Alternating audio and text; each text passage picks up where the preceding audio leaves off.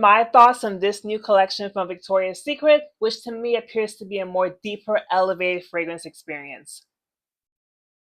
Starting with Victoria's Secret Cherry Desire Sexy Confidence is a sweet cherry nectar juice with a dash of liqueur. At the first spray, I get a splash of dry vodka before it reveals a very fruity cherry. Cherry is my least favorite fragrance note because to me there's usually an underlying bitterness-syrupy combo that is very medicinal to me. I kept spraying my arm trying to detect this medicinal bitterness, but I don't get it at all. Instead, I get a sweet and fruity cherry. This cherry is not syrupy, it's not deep, because there is like this underlying juicy pulpiness that keeps it refreshing and light.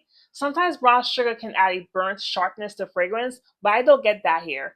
As Cherry Desire dries down, it stays the same. I can't really detect the amber and woods. I rate this fruity fragrance a 7 out of 10. I no longer have the body mist, but Bath & Body Works Cherry Merlot is a stronger, less juicy cherry that is more medicinal. It's not bad though. Bath & Body Works Old Cherry leans floral cherry. Cherry Desire isn't floral at all. Bath & Body Works Sweetheart Cherry is more of a gourmand pistachio with cherry. The cherry of Victoria's Secret Pink Rocket Pop is blended with a tart lemon and raspberry that makes it way more sour, completely different. My name is Pearl Denise and I love making fragrance and beauty content. If you like this style reviews, remember to follow and subscribe because I get a lot of comments and views and the subscriber count is not really like lining up with that. Anyway, stay tuned for my review of the new collection and the new Victoria's Secret Suede Vanilla Perfume. Victoria's Secret Decadent Plum Fearless Indulgence is a unique blend of tart plum and powdery sandalwood. At the first spray, I get a very fresh plum with a light dose of red berries. Plums tends to be a very deep and syrupy note, but here it's not as bold or sweet. There's definitely some sweetness, but because the red berries have that sourness, it never gets super sweet. As it dries, it leads into a pomegranate, which adds a little bit of depth and sexiness. Pomegranate is one of my favorite notes because it's fruity, yet still mature and perfumey. The only florals I can detect debut in the dry down when the plum and pomegranate is contrasted with a powdery sandalwood, which smells very violet to me. Decadent Plum is a fairly complex yet approachable fragrance that I adore. I give this fruity floral an 8.5 out of 10. Bath & Body Works Be Enchanted isn't similar, but it's a fruitier and more youthful pomegranate. If you like one, I think you'll like the other. Victoria's Secret Mirrored Palm has a similar deep pomegranate, even though these don't smell similar. If you like one, I think you'll like the other. Victoria's Secret Sultry Petals Intoxicating Elegance is a sweet berry and magnolia blend. At the first spray, I get a very sweet, fruity berry that reminds me of the Fenty Eau de Parfum. It's listed as blackberries, which I can detect, but there's also a little bit of blueberries. Even though this is a very sexy and mature scent, there is a fun and youthfulness to the berries. To me, these berries smell very blue. Think of a blueberry flavored candy that is not at all tart or sour, but still smells berry. Blueberry. To me, magnolia is a very sweet but creamy floral with a little bit of a kick, kind of like a spiciness. This magnolia accompanies sultry petals with a little bit of jasmine that adds some white florals. The strong berries and creamy magnolia really tones down the jasmine, so you're not getting any sharpness. There's also no patchouli in this scent, even though the stuff I'm about to compare may have patchouli. This dries down sweet, with a light tonka, but I can't detect the cashmere woods. I give this warm floral an 8.5 out of 10. Boulangerie Paris Creme Bluette shares similar notes, but is less floral and more fruity. There's also a fruity tea element to that fragrance that Sultry Petals does not have. Bath & Body Works Dark Kiss is stronger and more musky with a very bold rose.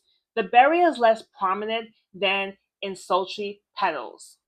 Sol de Janeiro Cherryosa 76 has similar notes, but there is an underlying patchouli that makes it much bolder. Bath & Body Works Luminous is another patchouli bomb, but the iris gives it more of a powdery, earthy floral vibe. Victoria's Secret Vanilla Rebel Unexpected Infatuation is the typical violet sandalwood vanilla blend that I am so tired of smelling.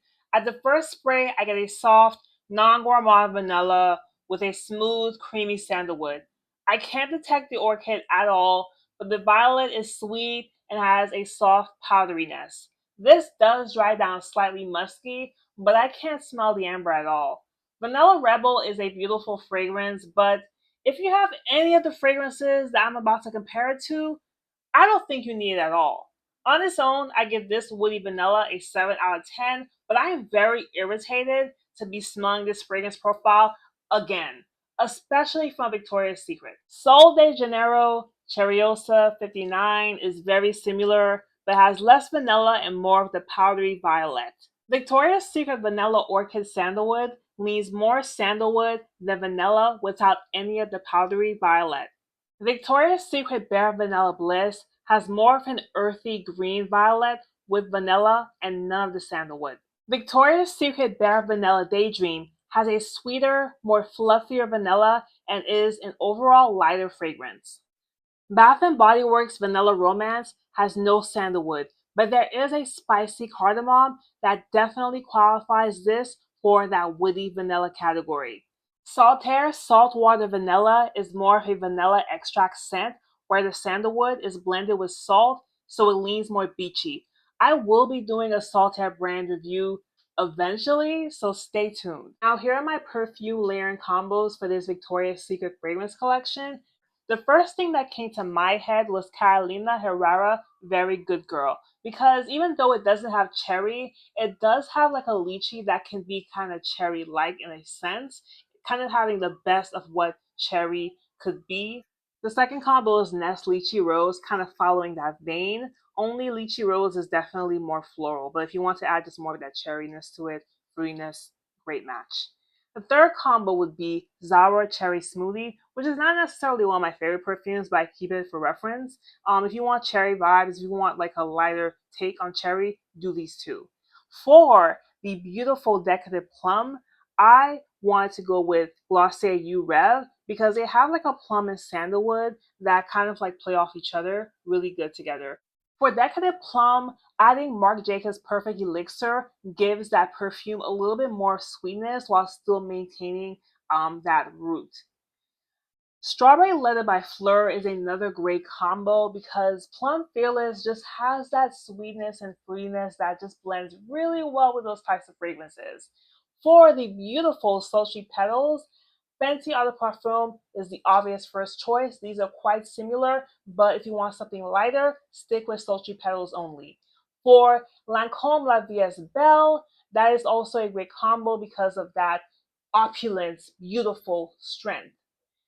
The last combo is Valentino Brolin Roma Donna Extra Dose La Perfume because they have that blackberry, that beautiful fruitiness, beautiful together.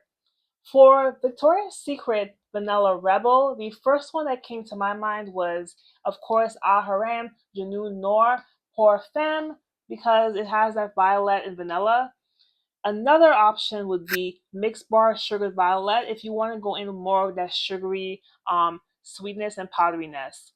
Victoria's Secret Bombshell Santorini was my last choice for this combo. If I just wanted to add more like of the saltiness and more of a summer appropriate fragrance, so this combo would be it. Okay, so let's rank these from my most to least favorite. Number one was hard. Both of them had 8.5 rating on my end, but it has to go to Sultry Petals because of that beautiful berry with the magnolia. Second place is Decadent Plum, and that is number two because it's such an alluring scent that's quite different from anything in my collection. Number three is Cherry Desire because it's a cherry that's not like the other girls. Definitely a cherry to try if you hate cherries. Last place is Vanilla Rebel because while it smells good, it's not rebellious at all. Maybe rebellious if you think that DJ Tanner from Full House is as rebellious as the girls from HBO's Euphoria.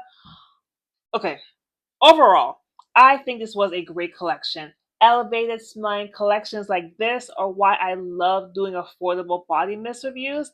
I'm noticing that a lot of the high end brands are being really disrespectful and releasing bare minimum body mist that are like 3 ounces.